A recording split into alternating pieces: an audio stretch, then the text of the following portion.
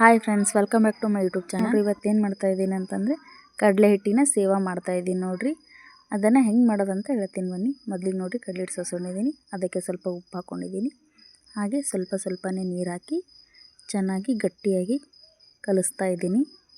ನೋಡಿ, ಇದೇ ಥರ ಗಟ್ಟಿಯಾಗಿರಬೇಕು. ಆಗ ಮಾತ್ರ ಸೇವಾ ಚೆನ್ನಾಗಿ ಕರುಮ್ ಆಗ್ತವೆ.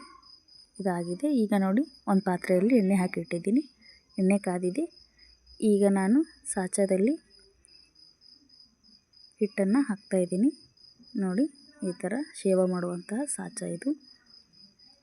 ಹಾಕ್ಕೊಂಡಿದ್ದೀನಲ್ವ, ಈ ಥರ ಹಾಕಬೇಕು ಸೇವಾವನ್ನು. ನೋಡಿ, ಎಣ್ಣೆಯಲ್ಲಿ ಹೇಗೆ ಕತ ಕುದೀತಾ ಇದೆ. ಈ ಥರ ಆದರೆ ಮಾತ್ರ ಸೇವಾ ಖಡಕ್ಕಾಗಿ ಬರ್ತವೆ. ಈಗ ನೋಡಿ, ತಿರುವು ಹಾಕ್ತಾಯಿದ್ದೀನಿ. ನೋಡಿ, ಈ ಥರ